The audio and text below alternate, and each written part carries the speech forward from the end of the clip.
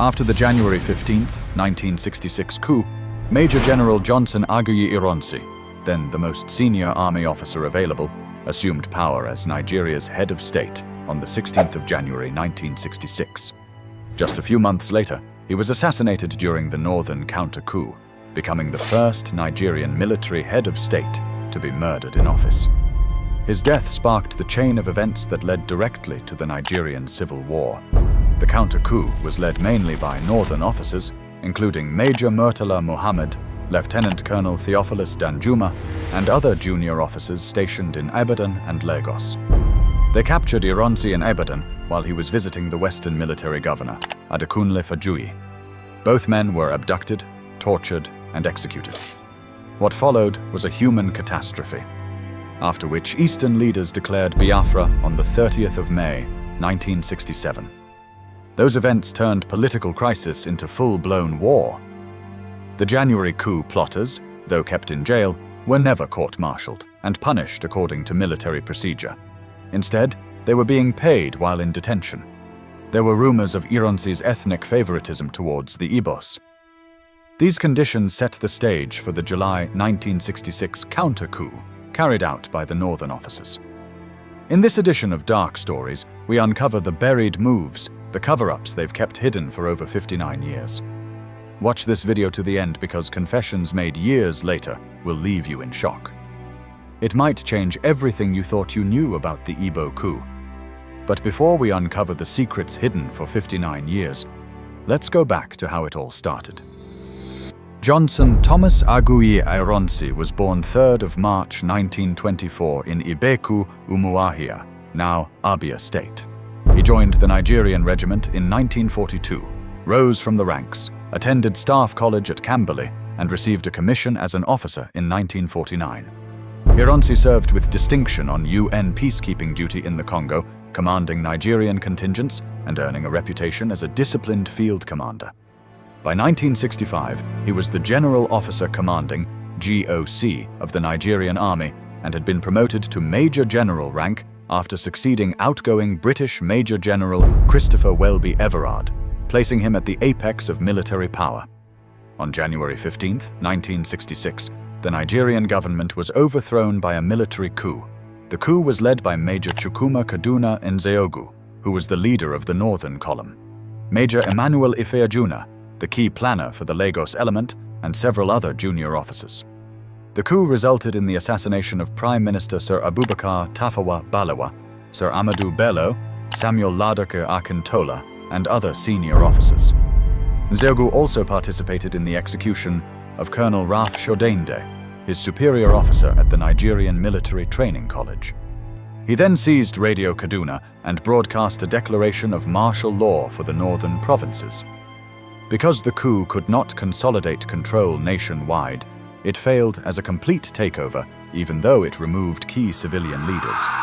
According to Captain Ben Gubulia and Colonel Emmanuel Nwobosi, who participated in the coup, later claimed that one of the reasons for the coup was to counter a jihad that was planned to happen by the 17th of January. The failed coup, however, resulted in a change from an elected government to a military government. It also marked the start of a succession of military coups in Nigeria. At the time, the president of Nigeria, Nnamdi Azikiwe, left the country in late 1965 on a cruise to the Caribbean. Under the law, the Senate president, Nwafor Orizu, became acting president during his absence and assumed all the powers of the office. After the January 15, 1966 coup, the acting president, Nwafor Orizu, made a nationwide broadcast announcing the cabinet's voluntary decision to transfer power to the armed forces. Ironsi, who was the most senior available officer, then made his own broadcast, accepting the invitation to lead the nation. He mobilized loyal troops in Lagos, restored order, and arrested many plotters, promising to end corruption in Nigeria. Many in the north saw the January coup as an Igbo coup, because most plotters were Igbo and key northern leaders were killed, while eastern leaders such as President Azikiwe and high-ranking military personnel like Aguiyi-Ironsi and Ojukwu were spared. Ojukwu's rise as governor of the East under Ironsi reinforced those suspicions. the coup plotters being paid while in detention and other ethnic favoritism towards the Igbos set the stage for the counter-coup. The 1966 Nigerian counter-coup was plotted led by Major Murtala Muhammed, Lieutenant Colonel Theophilus Yakubu Danjuma, Lieutenant William Walbe, and other northern officers. Their plan was straightforward: remove Ironsi, seize power, and restore northern dominance in the army and government. To them, the killings of northerners in January had to be avenged. By late July, the conspirators were ready. Northern soldiers, led by Major Theophilus Yakubu Danjuma, arrived in the early hours of July 29, 1966, to arrest Ironsi and question him about his alleged complicity in the coup. Ironsi replied in the negative to Danjuma, denying any involvement in the coup. It has been reported that Ironsi was shot by an angry northern officer. Fajuyi was not spared either. They were being dragged to a shallow pit in Lalupon, close to Iwo Road outside Ibadan. The counter-coup had succeeded.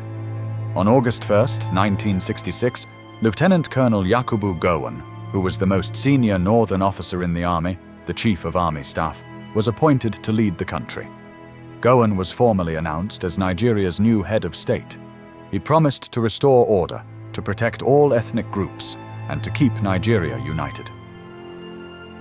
In a 2025 Arise News interview, Gowon states he had no prior knowledge of the July 1966 counter-coup and claims he tried to warn General Ironsi when he sensed trouble, but it was too late. This is a contemporary high-profile claim from the man who later became head of state. Today, many in eastern Nigeria still point back to Ironsi's murder as the turning point that sealed Igbo mistrust of the Nigerian state and left a culture of impunity that Nigeria has never healed from. Do you think the assassination of Aguiyi-Ironsi still haunts Nigeria today? Share your thoughts in the comments below. And don't forget to like, subscribe, and share this video. After you subscribe, turn on the notification bell to receive the latest videos as they drop. Thanks for watching. See you in our next video.